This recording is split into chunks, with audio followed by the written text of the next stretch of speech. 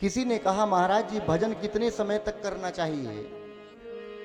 जब हम अपने घर पर भजन करते हैं तो कितने समय तक हमें माला का जप करना चाहिए, कितने समय तक हमें करने के बाद भगवान की प्राप्ति हो जाएगी? कहा गोस्वामी तुलसीदास जी एक बड़ा सुंदर सा दोहा लिखते हैं, इसका मतलब समझिएगा। एक घड़ी आधी घड़ी, आधी में पौनी आध, तुलसी संगत साधु के हरहु कोटि अपराध। एक घड़ी कितने मिनट की होती है? 24 मिनट की। तुलसीदास जी कहते हैं कि भजन केवल एक घड़ी करना चाहिए। किसी किसान ने जो रोज खेत में जाने वाला था, उसने कहा कि हे गोस्वामी जी एक घड़ी किसके पास है, कुछ और कम बताइए। गोस्वामी जी ने उसके लिए क्या बताया? आधी घड़ी। यानी एक घड़ी की आधी घड़ी कितने मिनट हो गए? 12 मिनट। अब किसी ने कहा 12 मिनट भी अधिक हैं, कुछ और कम बताइए। तुलसीदास जी ने उसके लिए भी बताया, आधी में पुनि आध। आधी की भी आधी घड़ी यानी 12 मिनट के आधे 6 मिनट। अब किसी ने कहा गोस्वामी जी और कम बताइए, 6 मिनट भी ज्यादा हैं। गोस्वामी जी ने कहा अब इससे कम नहीं हो सकता। जो केवल 6 मिनट भजन करेगा उसके लिए क्या होगा? तुलसी संगत साधु के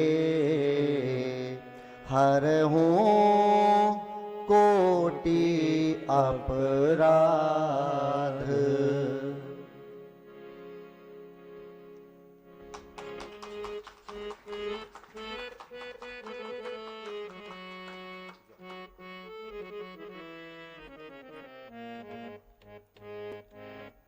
क्या कहा तुलसीदास जी ने? तुलसी संगत साधु के।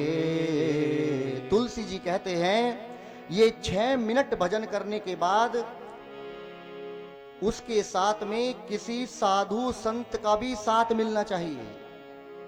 यदि जीवन में संत नहीं मिले या कोई गुरु नहीं मिले, ये जीवन बेकार है। उस 6 मिनट का भी कोई फायदा नहीं है भजन करने का। और जिसको केवल 6 मिनट मिल गए और किसी संत का साथ मिल गया तो उसके जीवन में क्या हो जाता है? हरहु कोटि अपराध। उसके जन्म जन्म के कोटि कोटि अपराध नष्ट हो जाते हैं। ये भजन का महत्व है। माफ करिएगा, भुक्कड़ व्यक्ति को भोजन के लिए कहना नहीं पड़ता। किसी शादी में जाएगा, कोई दोस्त सामने मिलेंगे तो बोलेंगे बाद में बात करेंगे, पहले भोजन खा लें। पहले भोजन की तरफ को दौड़ता है। जिस प्रकार भुक्कड़ व्यक्ति को भोजन के लिए नहीं कहना पड़ता, उसी प्रकार जब जीवन में भजन का इतना प्रभाव हो जाता है कि हम दिन रात भजन करने लगते हैं तो भजन का समय अपने आप निकल जाता है, निकालना नहीं पड़ता, अपने आप निकल जाता है। हमारा सौभाग्य है, लोग कहते हैं कि हमें कलयुग में जन्म मिला है, हमें सतयुग में जन्म क्यों नहीं मिला। ये अपना सौभाग्य समझिएगा कि हम कलयुग में जी रहे हैं। क्यों? सतयुग में हमें जन्म नहीं मिला तो बताइए हमारे और आपके सतयुग किस काम का? त्रेता में हमें जन्म नहीं मिला, हमारे और तुम्हारे लिए त्रेता किस काम का? द्वापर किस काम का? हमें और आपको तो कलयुग में जन्म मिला है, इसीलिए कलयुग की प्रशंसा करने का स्वभाव बने। सतयुग में त्रेता में जन्म नहीं मिला। इसके बाद में श्री राम जी का चिंतन करते रहिएगा। याद रखिएगा, जो त्रेता में श्री राम, जो कलयुग में राम जी की पूजा कर रहा है, उसे ये नहीं समझना चाहिए कि हम कलयुग में जी रहे हैं, नहीं, समझ लेना चाहिए कि हम त्रेता में जी रहे हैं। और जो आप अपने घर में छोटा सा लड्डू गोपाल बिठा कर बैठे हैं, जो उनके चिंतन में लगा है, जो उनकी सेवा में लगा है, तो समझ लेना चाहिए कि हम द्वापर में जी रहे हैं। और जो पूरे ब्रह्म की चिंता में लगा है, उसे ये नहीं समझना चाहिए कि हम कलयुग में जी रहे हैं, उसे समझना चाहिए कि हम सतयुग में जी रहे हैं।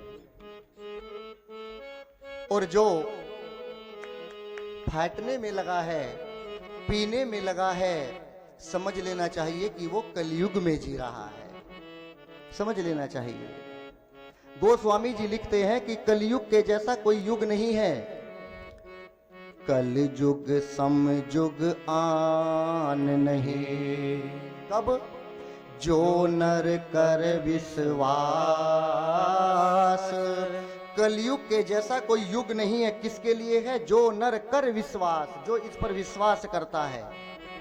गाई राम गुण गण विमल, भवतर बिनहि प्रयास। कलयुग में जो भगवान के चिंतन में तनिक भी लगा है, तो वो भव के सागर से पार हो जाता है। ये है कलयुग की महिमा। कलयुग में हमें सुनने का स्वभाव बनाना है, गाने का स्वभाव बनाना है, कहने का स्वभाव बनाना है। और जब इन तीनों का निर्माण हो जाए, तो चौथा एक और निर्माण करना है। कौन सा? समझने का। क्योंकि हम लोग, यदि कोई सामने हमें कुछ बात बता रहा है, तो हम इतने ज्ञानी हैं कि उसकी बात को रोककर अपनी बात बताना शुरू कर देते हैं, समझने का प्रयास नहीं करते। गोस्वामी जी कहते हैं, जब तीनों का निर्माण हो जाए, सुनने का, गाने का, कहने का, और उसके बाद में एक निर्माण करना है समझने का।